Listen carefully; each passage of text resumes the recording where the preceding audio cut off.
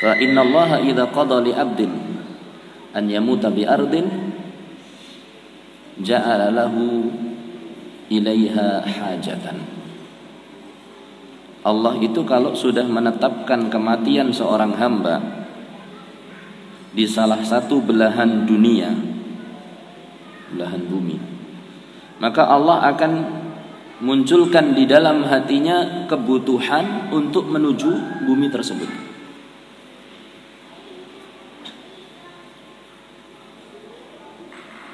Mudah-mudahan Allah Subhanahu wa taala membimbing kita untuk senantiasa membutuhkan kepada sesuatu yang diridhoi oleh Allah Subhanahu wa ta'ala, sehingga kapanpun dan dimanapun kita mati, kita dalam keridhaan Allah Subhanahu wa ta'ala. Allahumma amin. Ketika seorang itu sudah mati, maka kiamatnya berdiri tegak, akhiratnya dimulai. Sehingga sebagian ulama mengatakan, atau para ulama mengatakan bahwa man mata faqad qamat qiyamatuhu. Orang yang mati itu berarti kiamatnya sudah tegak, akhiratnya sudah dimulai, berarti dekat sekali kematian. A'mar ummati ma baina 60 wa 70. Umur umatku ini ya antara 60 sampai 70, dan sedikit yang melampauinya.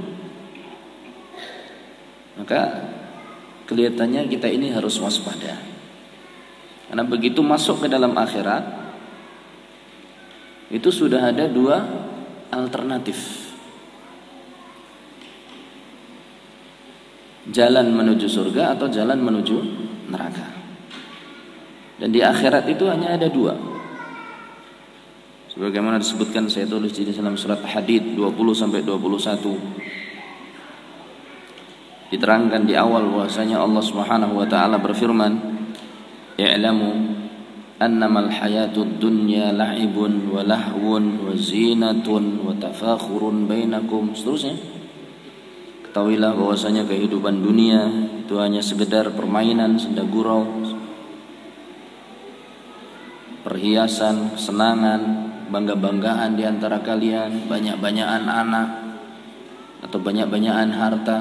Sampai kemudian Allah berfirman, wa fil akhirati adzabun syadidun, dan di akhirat itu ada azab yang pedih, wa maghfiratum minallah wa ridwan, dan keridhaan dari Allah, dan ampunan dari Allah serta keridhaannya. Di akhirat dua pilihan, adzabun syadidun atau maghfiratum minallah wa ridwan. Azab yang pedih, ampunan dari Allah, dan ridhonya. Nah, kita mau pilih yang mana? Tentunya sebagai seorang yang sehat penalarannya, kita akan mencari yang ampunan dari Allah. Itu yang kita cari. Bagaimana caranya? Sebutkan dalam ayat berikutnya, sabiqu ila maghfiratin min rabbikum, seterusnya. Berlomba-lombalah menuju ampunan dari Rabbmu dan menuju surga yang luasnya, yang lebarnya seperti lebarnya langit dan bumi. Kata para ulama, lebarnya saja selebar langit dan bumi.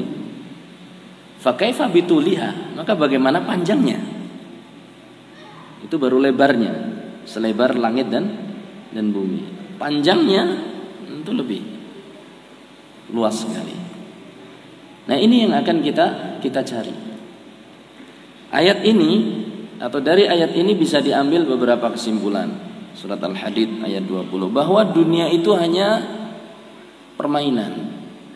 Sifatnya adalah senda gurau, yakni sesuatu yang remeh. Sesuatu yang remeh.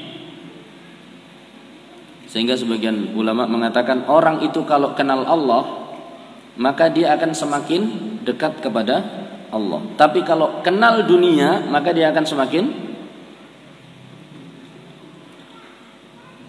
meninggalkan dunia. Orang kalau kenal kepada Allah, dia akan semakin mendekatkan diri pada Allah, ya kan? Tapi kalau orang kenal dunia, dia akan semakin meninggalkan dunia. Anak-anak juga. Mungkin permainan sekarang macam-macam. Kelereng buat main. Apalagi? Karet. Anak saya itu karet minta dibelikan sak wadah. Sekilo itu. Kelihatannya sesuatu yang sangat apa? Berharga. Gangsing. Kita yang sudah tua, lele. Keneker iki nggo ngopo? Keneker tahu? Neker dir. Dir itu bahasa Belanda mungkin. Kelereng buat apa? Karet buat apa coba? Apa tadi? Gangsing nggo ngopo gitu. Apalagi kalau zamannya zaman Dedek Dole. Ada yang tahu mungkin Dedek Dole? Hah? Ngelubangi tanah dikit, ambil kayu yang segini, panjangnya, taruh di tak tak tak tak. Apa itu? Hah? Bentek, patok lele. Dedek Dole lah. Wong Jawa. Ya. Ini disimpan ininya. Iya kan? Kalau kita kenal gepak. Wah. Karena apa? Mereka belum kenal dunia. Kalau sudah kenal dunia, itu kita lihat kelereng satu, lihat apa karetnya lah, lihat kayu. Orang kalau sudah kenal dunia, tinggalkan itu dunia. Itu fitrah manusia. Kenapa kok kita ini masih getol mencari dunia dalam arti rakus?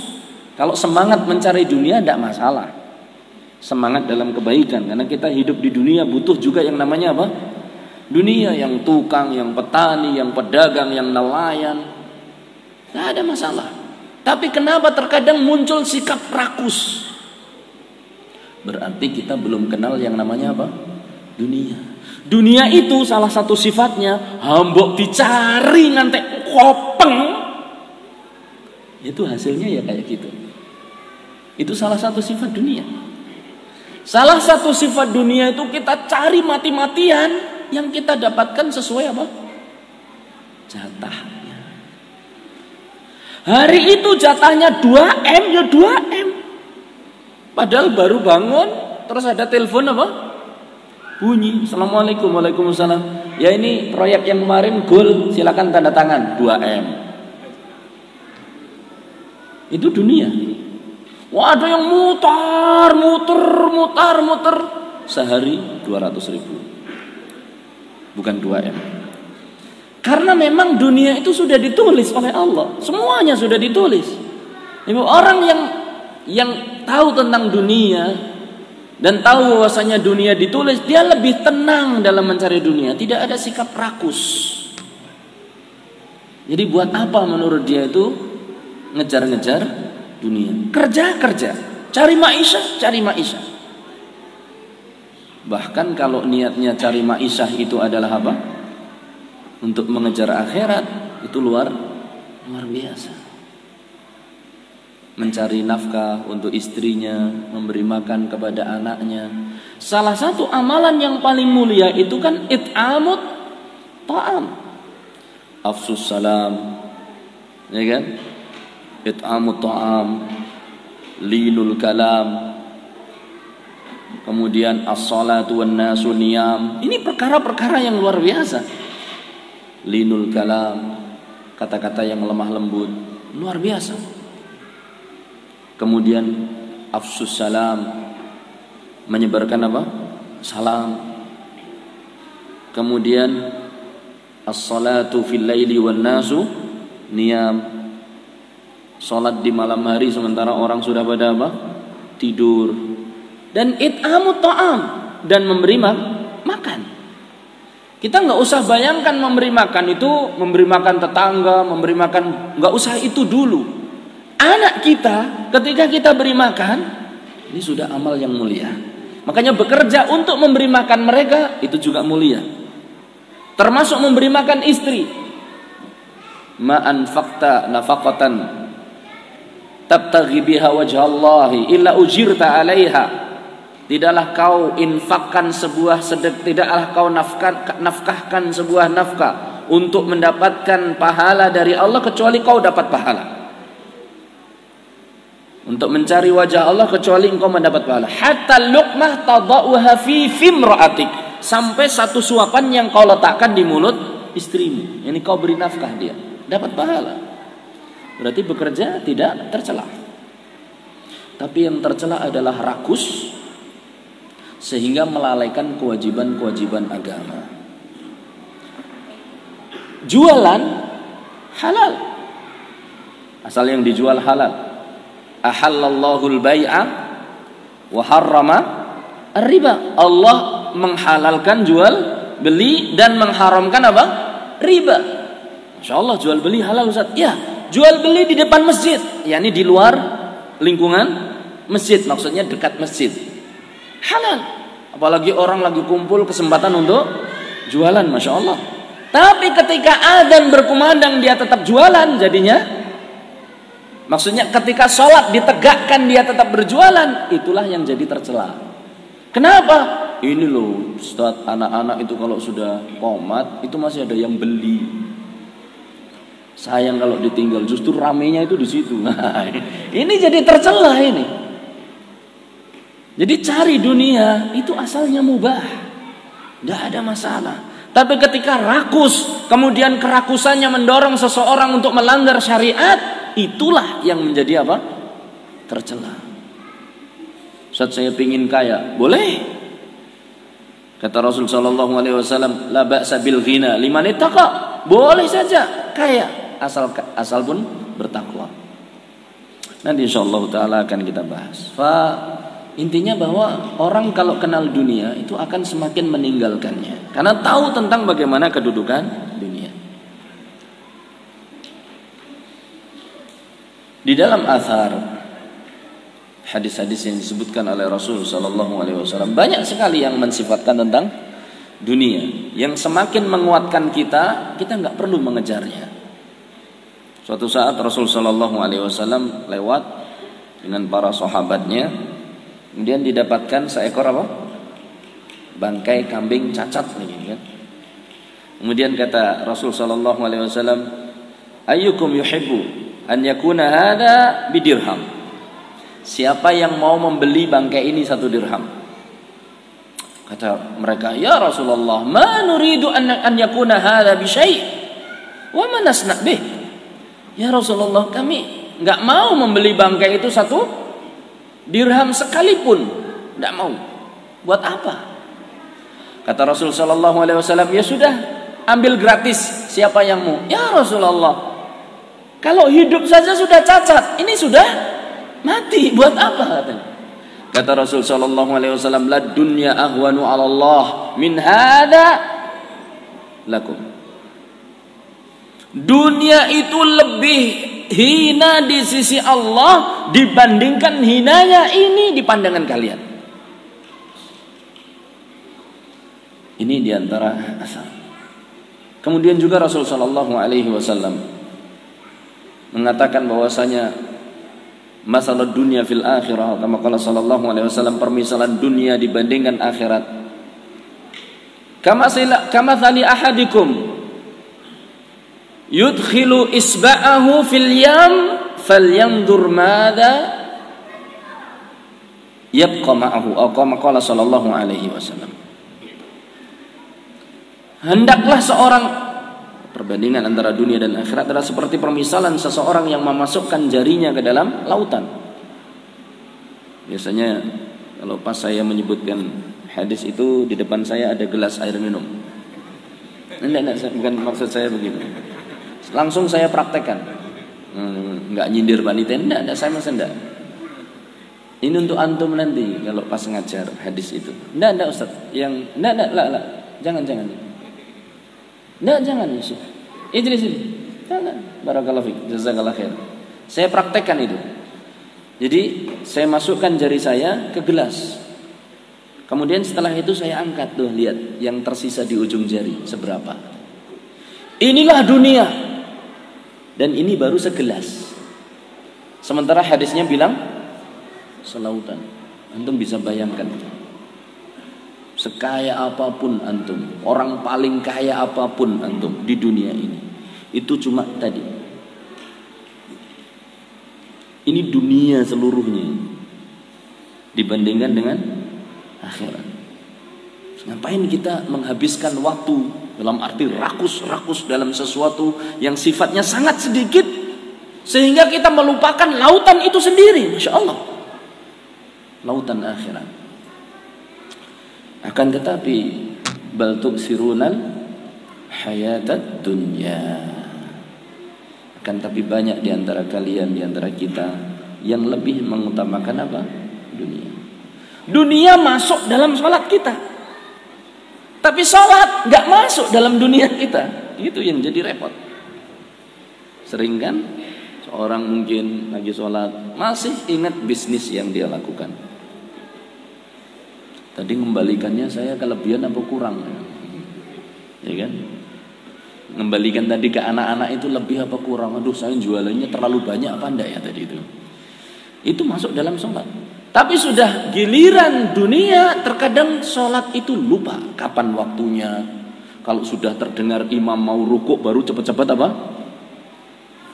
Subhanallah. Betapa mulianya seorang sahabat diriwayatkan, dia sengaja buka dagangan dekat masjid. Kalau tidak salah Abu Darda. Dia sengaja buka dagangan depan masjid.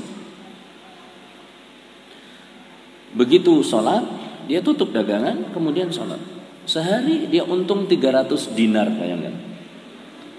Dia apa? Ketika ditanya kenapa kamu kok dagang depan masjid, kata dia, saya ingin termasuk orang yang disebut dalam Allah, rijalun la tulhihim tijaratun wala bai'un an dzikrillah. Orang-orang yang tidak terlalaikan untuk berzikir kepada Allah karena perdagangan yang mereka lakukan. Dunianya dapat 300 dinar. 300 dinar. 300 kali 4,25 gram. Berapa kilo dia sehari dapat? Berapa gram berarti? 300 kali 4,25. Berarti 3 kali 425, ya kan? 1.200 gram. Sekilo emas dapat, Masya Allah. Sebagian kita mungkin jualan dapat sekilo beras, sudah itu sholatnya telat. Ini dapat sekilo emas lebih, Masya Allah. Fa'ala kulli hal, saudara-saudaraku sekalian yang dirahmati oleh Allah Subhanahu wa ta'ala, ini dunia. Oleh sebab itu, di antara orang atau di antara sifat mencari dunia itu bikin orang itu kemerungsung. Kemerungsung itu apa ya? Tidak tenang, ya. Karena dunia semakin dikejar itu tidak akan memuaskan. Dua orang yang tidak akan pernah puas, dua orang talib, ya, yang tidak akan rajulani la yashba'an. Ada dua orang yang tidak akan pernah kenyang. Talibud dunya wa talibul ilm. Orang yang mencari dunia dan orang yang mencari ilmu. Dunia semakin dikejar akan semakin membuat orang itu merasa kurang dan kurang. Sementara ilmu semakin dicari sama, akan menjadikan orang itu semakin apa? Merasa kurang. Maka salah satu sifat yang tercela adalah tidak pernah puas mengejar dunia. Dan salah satu sifat yang terpuji adalah tidak pernah puas mengejar ilmu. Makanya diriwayatkan seorang ulama, dia mengatakan, semangatku dalam mencari ilmu ketika aku umur 80 tahun jauh lebih besar dibandingkan semangatku ketika mencari ilmu umur 18 tahun. Berarti ciri kalau ngajinya benar, semakin tua semakin semangat. Semakin lama ngaji justru pengen ngaji. Nggak ada alasan. Oh, itu judulnya saya sudah pernah ngaji. Itu kitab saya sudah pernah khatam. Alah paling kalau ngaji sama ustadz itu diulangi lagi dari depan. Nah, pernah seperti itu. Ya, dua orang yang punya tekad yang tidak pernah apa? Tidak pernah puas, itu dua orang ini. Orang pencari dunia nggak pernah puas, pencari akhirat juga tidak pernah. Pencari apa? Ilmu juga tidak pernah puas. Dan asar masalah itu banyak. Maka dunia itu semakin dicari akan semakin membuat orang itu kemerungsung, bahkan mumet, puyeng.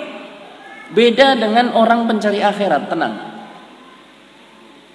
Maka tidak heran ketika Rasul sallallahu alaihi wasallam menceritakan tentang dua hal ini, para pencari dunia dan para pencari akhirat.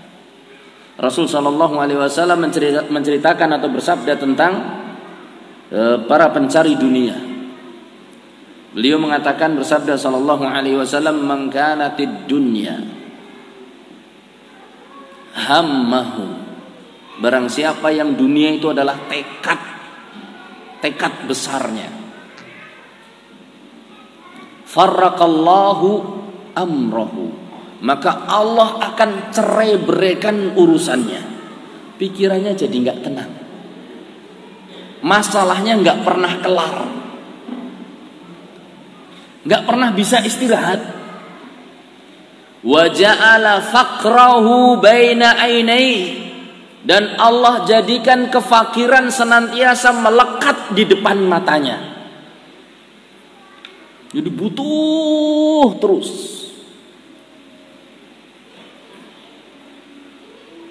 Walam ta'tihi minad dunya illa ma kutiba lahu, dan tidaklah dia dapatkan dari dunia kecuali sesuatu yang telah dituliskan untuknya. Jadi ada berapa tadi? Orang yang tekadnya dunia, urusannya jadi tidak pernah kelar-kelar, urusannya jadi kacau, nggak pernah tenang hidupnya. Dan yang kedua, merasa fakir terus. Yang ketiga adalah apa tadi? Datang ke dunia, atau dunia itu dia dapatkan, dia mendapatkan dunia sesuai dengan yang telah dituliskan, dengan penuh susah payah. Maksudnya begitu. Semua orang tentu akan dapatkan dunia sesuai dengan yang dituliskan, tapi ini orang dapatkan dengan susah payah. Jadi urusannya nggak pernah kelar-kelar, nggak pernah bisa tenang, merasa kurang, nggak pernah bisa mensyukuri. Dan itu sifat seorang kalau sudah mencicipi dunia begitu. Bukan mengenal dunia, tapi mencicipi dunia. Makanya nggak heran, ini nyinggung juga ini ya, ini nyinggung sebagian. Bakul yang jualan. Ya, pertama kali jualan soto, Masya Allah, sehari habis, Masya Allah. Jam 9 lancar, laris manis. Besok tambah porsinya, dengan harapan apa? Keuntungannya lebih banyak, ya kan? Ternyata laris juga, menjelang duhur habis, Masya Allah. Keuntungannya bisa untuk hidup 1 pekan, Masya Allah. Ya kan? Hari Senin jualan, untungnya bisa untuk satu pekan. Misal Selasanya buka enggak? Buka. Itulah. Ini contoh sederhana saja ya. Contoh sederhana. Udah gitu Rebunya buka lagi? Buka lagi. Kan berarti sudah keuntungan 1 pekan tambah 1 pekan 3 pekan. Ya. Sudah apa? Meh sebulan ya toh? Setelah itu apa? Buka cabang. Iya kan? Itu orang kita cari dunia itu seperti itu. Ini contoh sederhana saja. Saya juga punya pengalaman jualan. Ya kayak gitu. Neng pasar Konopayu, ngesuk tekani meneh. Pasar sana laku, datangi lagi di situ. Kalau perlu bawa lebih apa? Banyak. Biasanya bawa 1 termos, sekarang bawa 2 termos. Biasanya naik sepeda, sekarang sepeda motor. Itu. Tapi itu tidak tercela asalkan tidak apa? Rakus dan sampai melanggar apa? Syariat. Orang yang mengejar dunia, tekad utamanya itu dunia, dia terkena 3 ini.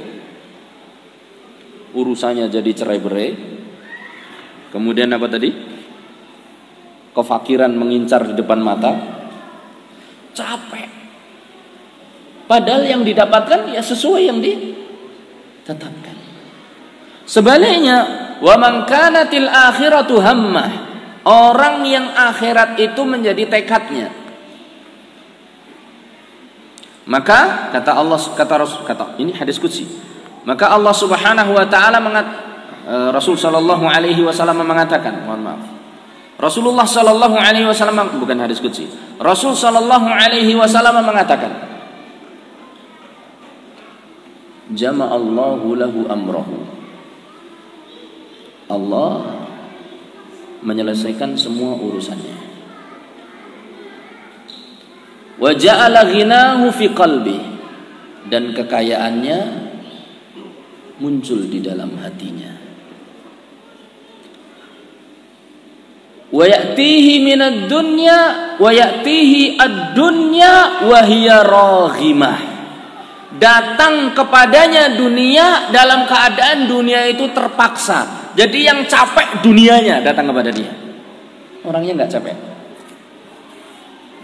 3. Kalau tadi 3 ini juga 3. Yang pertama apa? Urusannya gampang kelar. Itu orang yang tekadnya akhirat. Yang kedua, kekayaannya ada di dalam hati. Gampang sekali bersyukur. Dan yang ketiga, dunia datang. Dunia datang. Meskipun dengan usaha yang minim. Ini perbedaan orang yang mencari dunia dengan mencari akhirat. Oleh sebab itu, kita hendaklah melangkah sebagaimana yang dinasihatkan oleh Ali bin Abi Thalib. Beliau mengatakan, irtahalatil akhirah mudbiratan. Irtahalatid dunya mudbiratan. Dunia itu semakin menjauhi kita. Pergi menjauh. Wartahalatil akhiratu mukbilatan. Sementara akhirat itu datang semakin mendekati kita. Dunia semakin menjauh dari kita, akhirat semakin mendekat. Di manusia itu sunnahnya atau kebiasaannya semakin lama semakin dijauhi oleh dunia. Kalau guyon-guyonnya orang dulu ketika muda suka minyak wangi, sekarang minyak wangi sudah dijauhi, ganti minyak apa? Minyak angin. Itu guyonnya teman-teman. Jadi semakin, kalau dulu makan nasi masya Allah ya kan, sarapan, makan siang, makan malam. Sekarang sudah berapa kali kalau sudah sepuh? Mungkin 2 kali ya kan. Itu pun porsinya. Dulu yang alot-alot, yang atos-atos, melebu kabeh.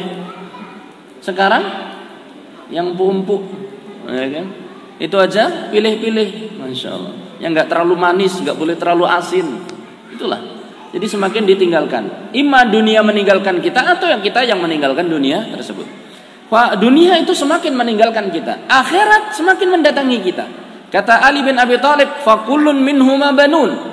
Setiap dari keduanya itu ada banun, ada pengikutnya, ada pengejarnya. Fakunu min abna'il akhirah, jadilah pengejar akhirat. Wala takunu min abna'id dunya, dan jangan jadi anak-anak dunia. Ini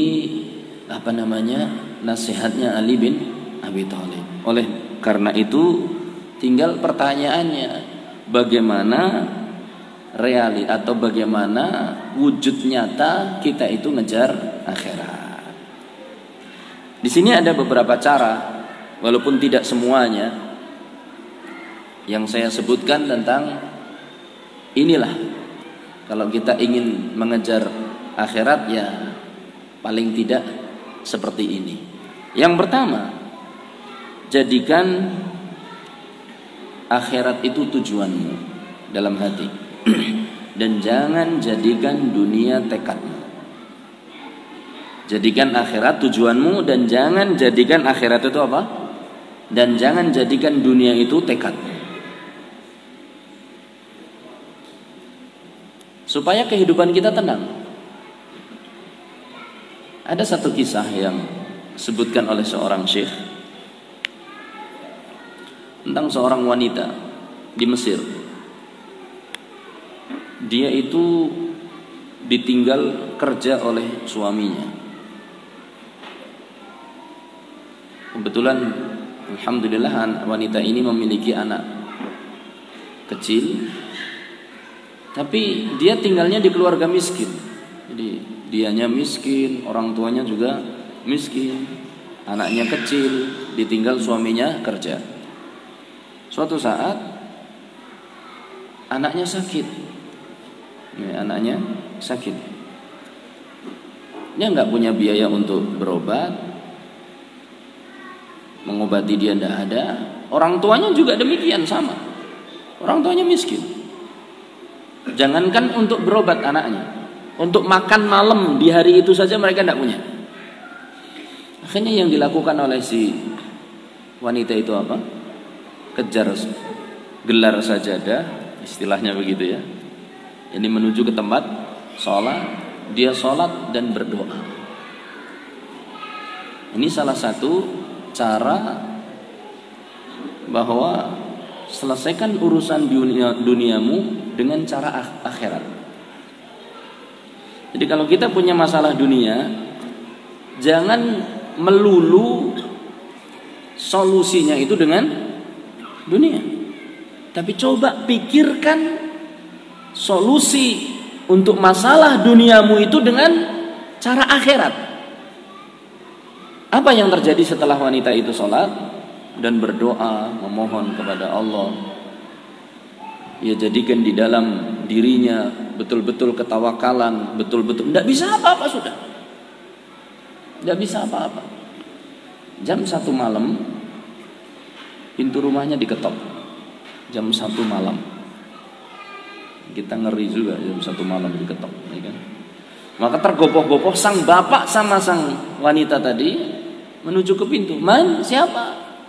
Dokter katanya. Saya seorang dokter. Oh ya, dibukakan. Assalamualaikum. Waalaikumsalam. Mana anak putri kamu yang sakit? Anak putri katanya. Oh ya, silakan masuk. Akhirnya dokternya masuk, periksa anaknya, selesai, tulis resep, kemudian beri tagihan. Ini resepnya, ini biaya pengobatannya dan biaya periksanya. Kata si bapak dan wanita tadi, maaf dokter katanya, saya nggak punya biaya untuk ini semua katanya.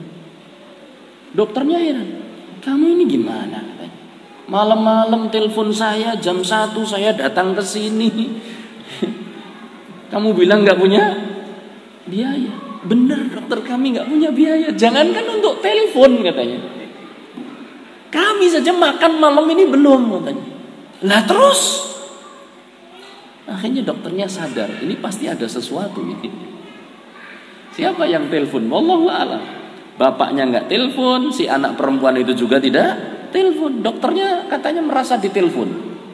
Jam 1 malam. Masya Allah. Akhirnya dokternya sadar, ini pasti ada yang menggerakkan saya ini. Ada yang nelpon saya, entah siapa. Akhirnya keluar dokter itu, belikan resep, obatnya dikasih, kemudian apa? Makan malamnya dibelikan semuanya. Setelah itu dokternya ngobrol-ngobrol. Sebetulnya kalian ini siapa katanya? Saya ini seorang wanita yang sedang ditinggal kerja oleh suami saya, mencari nafkah di luar, nggak tahu kabar beritanya. Kata dokternya, sudah, kebutuhan kalian satu keluarga saya yang tanggung sampai suami kamu pulang. Masya Allah. Allah yang nanggung. Suaminya pulang beberapa waktu, kemudian keluarga ini lapor, alhamdulillah suami saya sudah pulang dan yang lainnya. Akhirnya hidup mereka seperti biasanya. Akhirnya guruan yang sering dilontarkan kepada suaminya, suamiku, kapan kau safar lagi? Supaya kita dijamin oleh Allah katanya. Masya Allah. Ini makanya ibu-ibu yang sering ditinggal suaminya. Ya. Jangan putus asa, Allah bersama kita. Saya juga begitu, kadang sering bolak-balik dari Jogja, kemudian ke Purbalingga. Kadang yang ditinggal kurang saja, nggak usah sedih, Allah bersama kamu, insya Allah. Yang ngurusi kamu itu Allah, bukan kita. Demikian juga anak kita sekolah, siapa yang ngurusi? Allah Subhanahu wa Ta'ala. Jangan dipasrahkan kepada ustadz. Ustadz manusia biasa, kemampuannya terbatas. Makanya ketika kita ngantar anak kita sekolah, kita doa dalam hati, ya Allah, aku titipkan anakku padamu, ya Allah. Zat yang maha kuat. Kalau ustadz terbatas kemampuannya, tengok kanan nggak tahu apa yang dikerjakan anak di kiri, tengok kiri nggak tahu apa yang dikerjakan anak di kanan. Tapi kalau kita titipkan pada Allah, Allah maha kuat, Allah maha kuasa. Ini diantara kisah. Ada juga kisah, saya katakan tadi, muskilah. Masalah dunia, coba selesaikan jalan keluarnya dengan cara ukhrawi. Datang kepada Syekh bin Baz rahimahullahu ta'ala seorang yang mengatakan, Syekh, saya sudah menikah tapi saya belum punya anak. Kata Syekh bin Baz, istighfir, aksiril istighfar, perbanyak istighfar. Tahun depannya orang ini datang lagi mengatakan kepada Syekh bin Baz, Syekh, sekarang alhamdulillah saya sudah punya anak. Ada masalah nggak punya anak? Solusinya Syekh bin Baz tidak menganjurkan coba ke dokter. Itu boleh, itu sudah wajar seorang manusia cari solusi di dokter. Tapi Syekh ingin mengarahkan kepada sesuatu yang lebih afdal. Ada masalah dunia, perbaiki akhiratmu. Kejar akhiratmu. Perbanyak istighfar. Kasus ini mirip dengan yang disampaikan oleh Al-Hasan Al-Basri. Datang kepadanya seseorang mengatakan, ya Imam Al-Hasan Al-Basri, hujan lama tidak turun. Kata Imam Al-Hasan Al-Basri, aksiril istighfar, perbanyak istighfar. Datang orang lagi mengatakan, saya ini belum punya keturunan. Kata Imam Al-Hasan Al-Basri, perbanyak istighfar. Ketika datang lagi seorang mengatakan, ya Imam, kita ini fakir sekali, miskin sekali, nggak punya harta. Kata Imam Al-Hasan Al-Basri, perbanyak istighfar. Masya Allah. Jadi istighfar itu adalah solusi ukhrawi. Dan yang lainnya, terkadang mungkin solusinya sholat, terkadang mungkin solusi amal soleh. Ya, ini amal soleh, kita dekatkan diri kita kepada Allah, mohon kepada Allah. Bukan berarti istighfar kemudian dengan tujuan apa? Nah, kita istighfar dekatkan diri kepada Allah. Bukan berarti misalnya sholawat supaya dapat mobil, disolawatin aja nanti biar dapat mobil. Bukan itu maksudnya. Ini kan mungkin yang sebagian lagi ngetren ya. Ya pengen rumah disolawatin terus. Coba solawatin rumahnya gubernur. Jangan seperti itu. Sholawat itu sangat berharga. Istighfar itu sangat berharga. Sholat itu sangat berharga. Dekatkan diri kepada Allah. Allah pasti akan menjaminmu. Ada seorang wanita telepon kepada Syekh, seorang Syekh, Syekh, tolong ajari saya bersyukur. Bersyukur yang benar-benar bersyukur katanya. Kenapa katanya? Dulu kata wanita tersebut, saya itu wanita yang banyak sekali masalahnya, banyak sekali. Semua masalah nggak kelar-kelar. Akhirnya saya membiasakan diri saya berdoa kepada Allah. Allahumma ja'alil akhirata hammi. Ya Allah, jadikanlah akhirat itu tekadku. Terus saya ulang doa-doa itu. Akhirnya satu persatu Allah selesaikan masalahnya. Kata syekhnya, dia mengatakan justru saya yang mendapatkan faedah dari wanita tersebut. Sejak saat itu saya pun bertekad ikut mengucapkan doa tersebut. Ya Allah, jadikanlah akhirat itu tekadku. Maka kata Syekh tadi, banyak sekali masalah yang tadinya saya hadapi kelar satu persatu. Jadi Syekhnya belajar dari jamaah. Maka cobalah kita kan ingin menjadikan akhirat itu tekad kita, tapi caranya gimana? Ketika kita bingung caranya, doa, minta kepada Allah, ya Allah jadikan akhirat itu tekadku, terus begitu. Supaya nanti Allah Subhanahu wa Ta'ala yang mengkondisikan hati kita. Doa kita kepada Allah. Ini yang pertama. Jadikan akhirat itu tujuan utamamu dan jangan jadikan dunia itu tekad besarmu. yang pertama. Yang kedua, kerjakan ibadah secara tertib.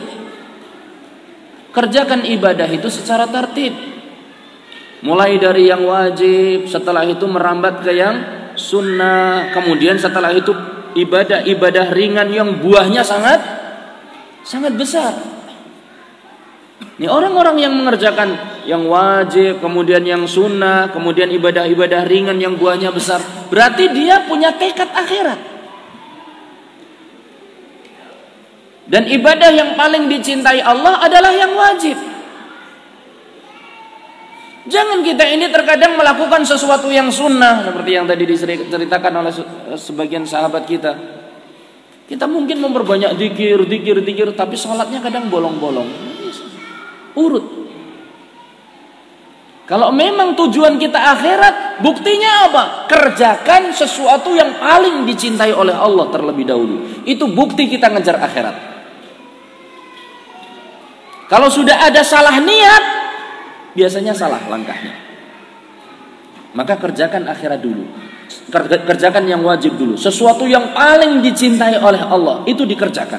Berarti kalau kita ya paling enggak sholat 5 waktu, lakukan. Yang sudah melakukan, perbaiki lagi dengan cara berjamaah. Yang sudah berjamaah diperbaiki lagi, jangan sampai apa? Telat. Yang sudah tidak telat, perbaiki lagi, semakin khusyuk begitu. Ini yang wajib-wajib. Kemudian setelah itu yang sunnah. Sampai akhirnya orang itu dekat kepada Allah. Yang sunnah banyak, mulai dari rawatib yang mengikuti sholat wajib, mulai dari sholat mutlak, sholat duha, sholat malam, mau ditambah puasa pun bisa, Senin atau mungkin Kamis, yang mampu lebih dari itu mungkin puasa Daud, dan seterusnya, atau 3 hari setiap bulan. Setelah zakat ada sedekah, begitu seterusnya. Karena yang paling dicintai yang wajib, setelah itu baru kerjakan yang sunnah. Kemudian diantara buktinya adalah, atau diantara bukti bahwasanya atau cara seorang itu mengejar akhirat, cari amalan-amalan ringan tapi pahalanya apa? Besar. Ibaratnya kita pedagang yang mengejar untung yang besar, itu adalah pedagang yang pandai. Dia cari perdagangan yang ringan tapi untungnya apa? Besar. Kalau di sini apa ya? Dagang kecil tapi untung besar. Ya? Pentol. Ya. Emas pentolan. Jadi begitu, Masya Allah. Ala kulli hal.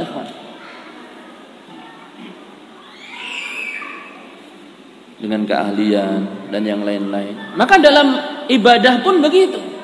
Kita ini berdagang dengan Allah Subhanahu wa taala. Cari amalan-amalan ringan yang sekiranya nanti bisa memenuhi kebutuhan akhirat kita kelak, tabungan. Misal diantaranya amalan ringan, membaca surat atau membaca ayat kursi setiap selepas salat fardu. Barang siapa yang membaca ayat kursi setiap selepas salat fardu, man qara'a ayatul kursi dubura kulli salatin lam yamna'hu dukhulal jannah illa al maut.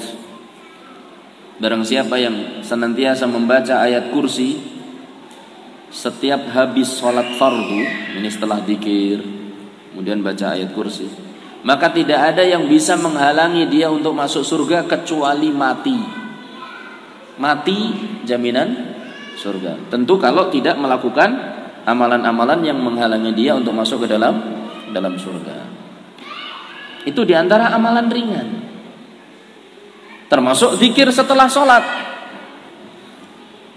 Subhanallah 33 kali, Alhamdulillah 33 kali, Allahu Akbar 33 kali, ditutup dengan la ilaha illallah. Itu menghapuskan dosa meskipun seperti buih di lautan.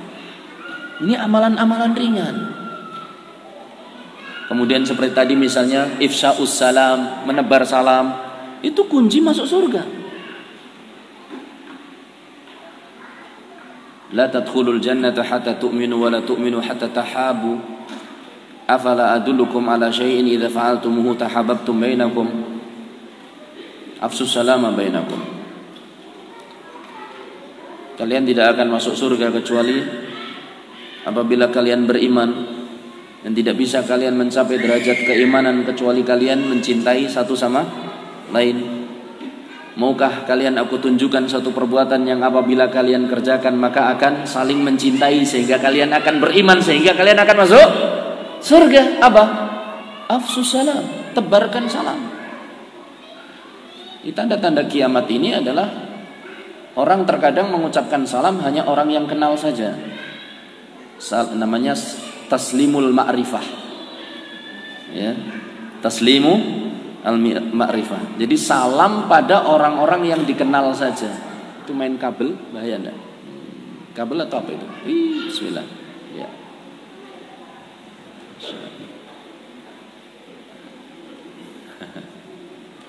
Karena nggak tahu itu dunia.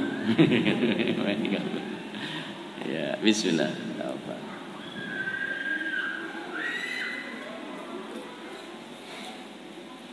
Satunya lagi. Siapa ini? Yang baju biru.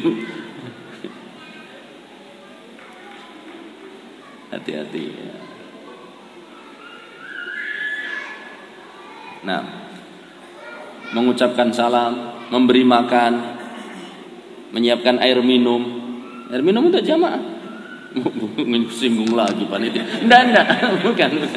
Enggak Ustaz, sama sekali tidak. Saya biasanya kalau ngisi enggak minum.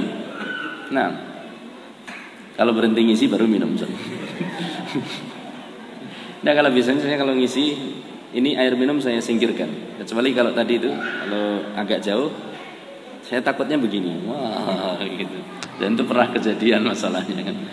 Nah, jadi begitu bapak-bapak dan ibu-ibu rahimani wa rahimakumullah.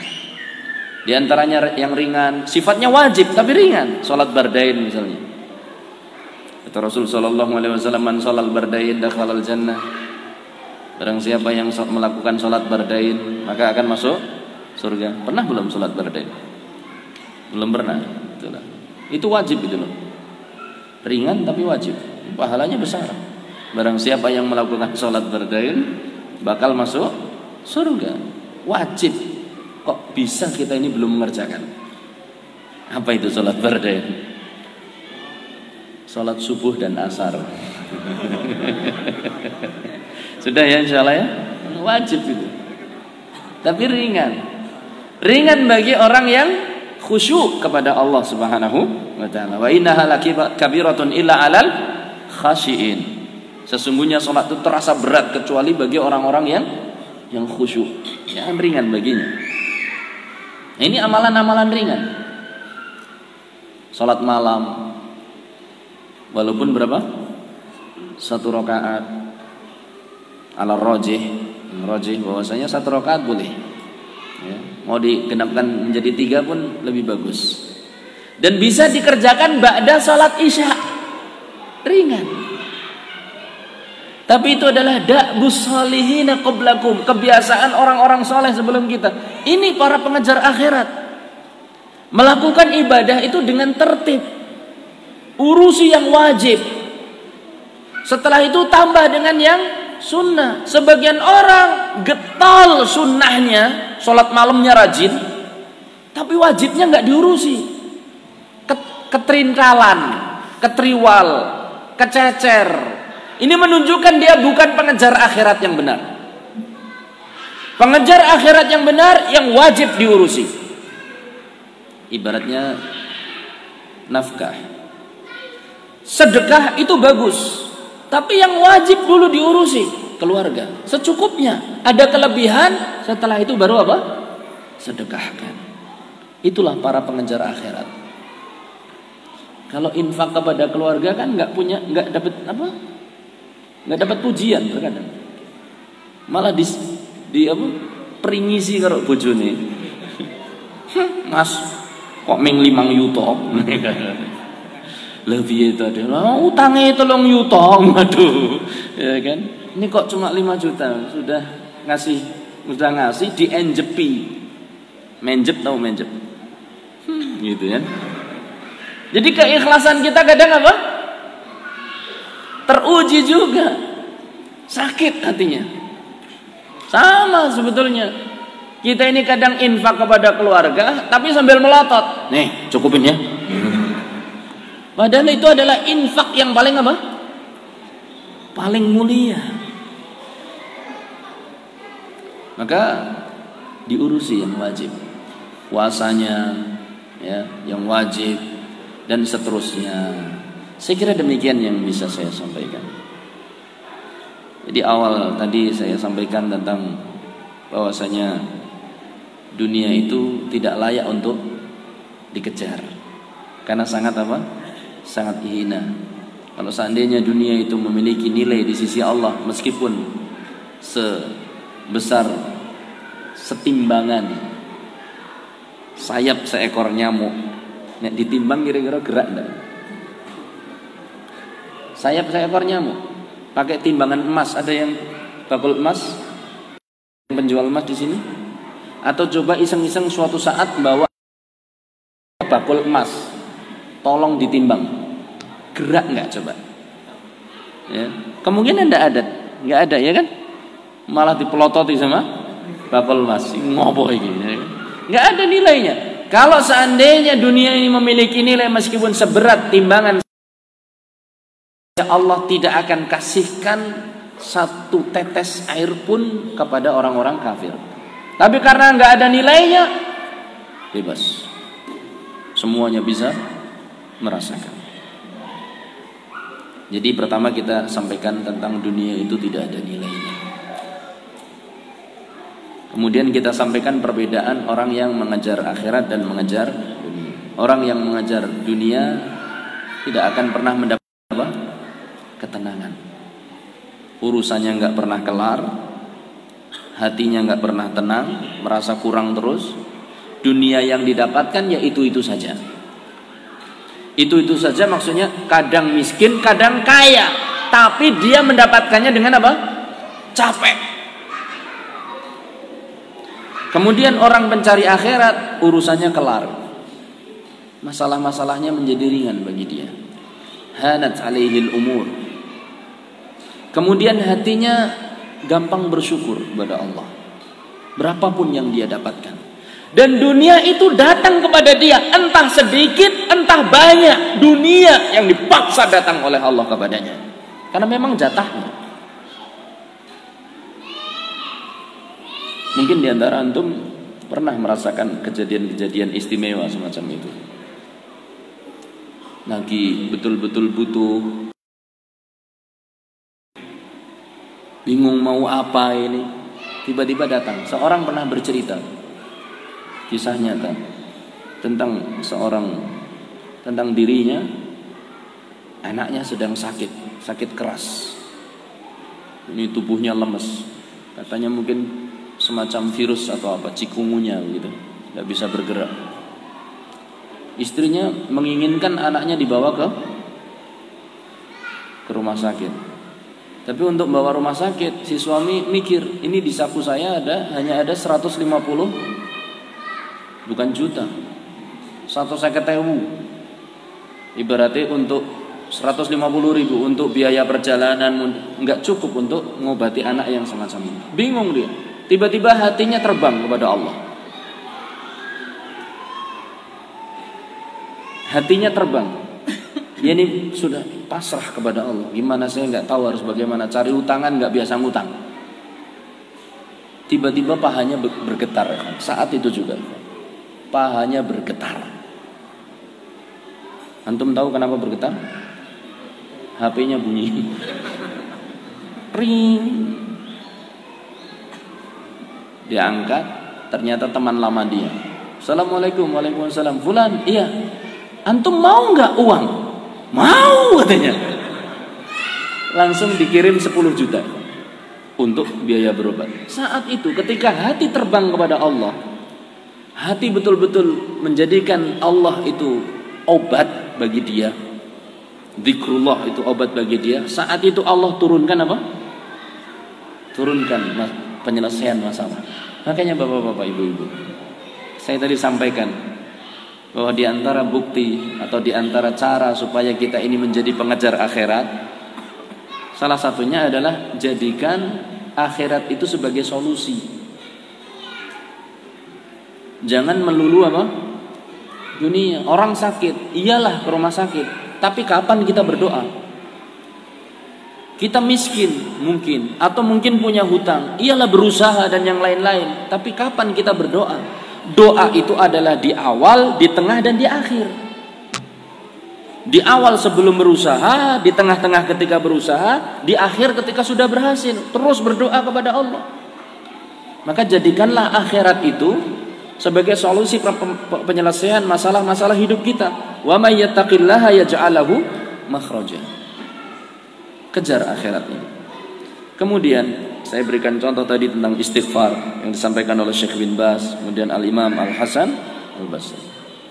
Kemudian saya sampaikan yang kedua adalah apa? Lakukan ibadah dengan tertib. Itulah para pengajar akhirat yang sesungguhnya. Yang wajib dulu dipikirkan, baru setelah itu yang sunah-sunah dan yang ringan-ringan tapi pahalanya apa? Besar. Kemudian yang ketiga, yang terakhir yang saya tutup, saya lupa. Kalaulah kita mengambil dunia karena Allah. Kalaulah kita mengambil dunia, ambillah karena Allah. Maksudnya gimana Ustaz mengambil karena Allah? Satu, antum bisa ciri. Pilih-pilih dunia mana, haram atau halal. Pilih pekerjaan, haram atau halal. Kita pilih yang halal. Itu namanya mengambil karena Allah. Itu sebelum bekerja. Ketika bekerja amanah, itu namanya mengambil karena Allah. Yang pegawai jam 7 masuk ya jam 7. Pulangnya jam 2 ya pulang jam 2. Jangan masuk jam 7, datang jam 8. Pulang jam 2, keluarnya jam 1 misalnya. Pengennya gajinya tetap, ini enggak amanah. Kemudian ketiga, setelah mendapatkan harta, bersyukur. Menisbahkan harta itu benar-benar karena Allah, bukan karena berkah fulan. Karena Allah dalam hati. Kemudian lisan mengucapkan syukur kepada Allah. Setelah itu gunakan harta Anda untuk kepentingan di jalan Allah. Itu namanya bersyukur. Ini faedah orang yang mengambil harta karena Allah, dia akan mudah mengeluarkannya di jalan Allah. Tapi orang yang mengambil harta bukan karena Allah, sulit sekali keluar hartanya. Silakan nanti dicek lagi ya, faedah ini. Orang yang mengambil harta karena Allah, maka dia akan mudah untuk mengeluarkannya di jalan Allah. Tapi orang yang ngambil hartanya bukan karena Allah, entah itu prosesnya, entah itu di tengahnya, entah itu setelahnya, maka dia sulit untuk keluar hartanya. Kisah ini atau faedah ini saya ambil dari kisah 3 orang. Botak, belang, buta. Dalam kitab Riyadhus Shalihin diterangkan seperti ini. Hadis ini disebutkan. Ya, ini saya sebutkan kitab yang masyhur gitu, Riyadhus Shalihin. Orang yang belang kulitnya, orang yang botak, sama orang yang buta. Di akhir cerita ini, setelah ketiga-tiganya mendapatkan ujian dari Allah berupa kekayaan, yang belang ingin kulit yang bagus, dia mintanya di luar kebutuhan. Kulit asal sehat sudah selesai, tapi mintanya yang bagus. Kira-kira kulit yang bagus kayak apa ya? Saya juga nggak tahu maksudnya kulit bagus itu bagaimana. Mungkin sangat menarik kalau lalat mencolok saking licinya kepleset, mungkin begitu, wallahu a'lam. Kemudian rambut yang bagus, rambut biasa cukup sudah, tapi dia minta yang bagus. Sementara yang ketiga yang buta, dia cuma ingin dikembalikan penglihatannya, bukan mata yang bagus. Dari awal sudah qanaah banget, qanaah sekali. Mintanya apa yang terakhir? Kambing. Akhirnya sapinya berkembang, ontanya berkembang, kambingnya juga berkembang. Diuji lagi dengan kedatangan malaikat dengan bentuk yang sama ketika dulu mereka menderita. Yang botak didatangi dalam keadaan botak, diminta hartanya nggak mau, mengatakan, oh urusan saya banyak, maaf ya. Loh kan bukankah harta ini dulu kamu, oh enak saja kamu, ini harta turun-temurun saya dapatkan. Bohong lagi. Akhirnya dikembalikan kepada kondisi semula. Yang botak dan belang sama. Sementara yang buta, antum silakan cek nanti. Dia mengatakan, saya tidak akan menyulitkan kamu untuk mendapatkan harta yang dulu aku ambil karena Allah. Silakan ambil sesukamu, sisakan sesukamu. Itu si buta. Dia mengatakan, dulu harta ini aku ambil karena Allah. Makanya bapak-bapak, ibu-ibu, kalaupun Anda ingin mencari dunia, carilah dan ambillah karena Allah. Wallahu ta'ala a'lam bishawab. Mungkin ini yang bisa saya sampaikan. Pembahasan yang mungkin sangat berulang, tapi saya berharap ada faedah yang mungkin pernah didapatkan atau mungkin juga ada belum pernah didapatkan. Yang jelas itu sebagai pengingat bagi kita semua. Untuk selanjutnya saya mohon maaf sekali karena kedatangan saya sangat mendadak dan sangat mepet waktunya. Nah, terus terang besok sudah ada jadwal juga di Jogja. Terima kasih atas kehadiran rekan-rekan sekalian. Sungguh tidak ada maknanya bagi kehadiran saya di sini kalau panjenengan tidak hadir. Kalau bahasa sini, kalau sampean nggak hadir, sampean gitu ya. Kalau sampean tidak hadir, tidak ada manfaatnya. Makanya saya bersyukur kepada antum, berterima kasih kepada antum karena antum sekarang ini menjadi orang yang paling bermanfaat bagi saya. Anfa'un nasi ilaik, kata Al-Imam Ibnu Qayyim kalau tidak salah. Anfa'un nasi ilaik, orang yang paling bermanfaat bagimu adalah siapa?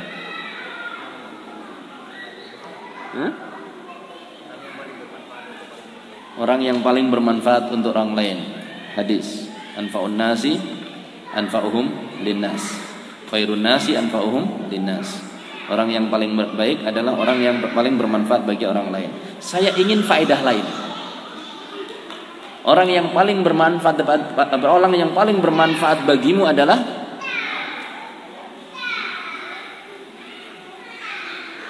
orang yang butuh kepadamu. Itu orang yang paling bermanfaat. Maka ketika istri Anda minta diangkatkan sampahnya, dibuangkan, dia saat itu jadi orang yang paling bermanfaat. Abi, kalau nggak lagi butuh sampah, nggak manggil Abi, iya kan? Kalau nggak ada istri, nggak bakal Anda jadi suami. Kalau nggak ada anak yang butuh kepada kita, nggak ada yang memanggil kita Abi, nggak ada yang memanggil kita Umi. Mereka adalah orang-orang yang paling bermanfaat bagi kita. Orang tua kita yang butuh kita tuntun, mereka adalah orang yang paling bermanfaat bagi kita. Ini faedah untuk tidak menyepelekan orang yang butuh pada kita. Orang yang butuh atau orang yang memerlukan kita.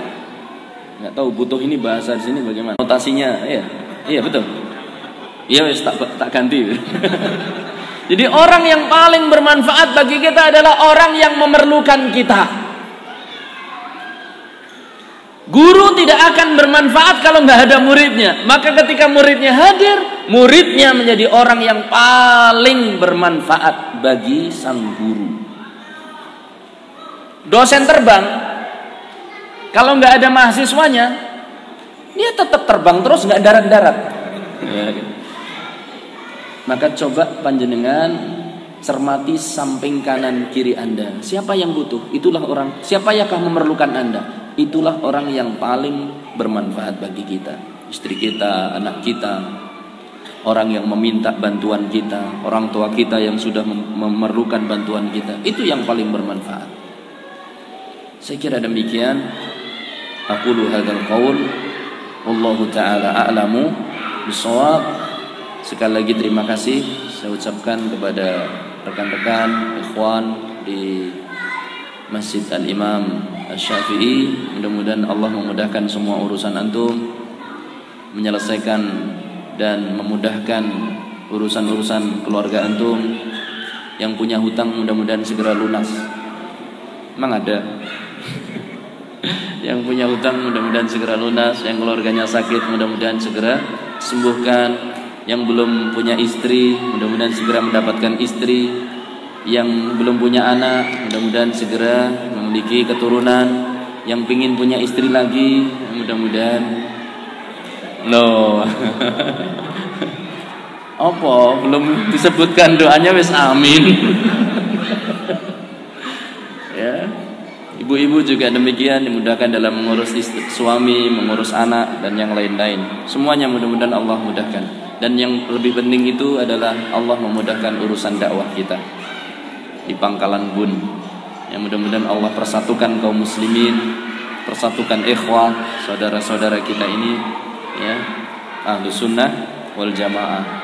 Tidak terjadi perceraian, pertikaian di antara mereka. Wallahu taala a'lam bissawab. Mohon pamit atas dan mohon maaf atas segala kekurangan.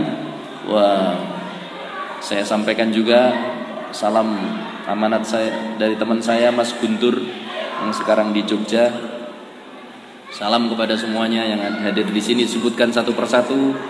Beliau tidak bisa menyebutkan semuanya. Salam kepada rekan-rekan di Pangkalan Bun dari Mas Guntur Dwi Laksono Abu Khalilah. Ya. Demikian wasallallahu ala nabiyyina Muhammad walhamdulillahi rabbil alamin. Subhanakallahumma bihamdika asyhadu an la ilaha illa anta astaghfiruka wa atubu ilaik. Assalamualaikum warahmatullahi wabarakatuh.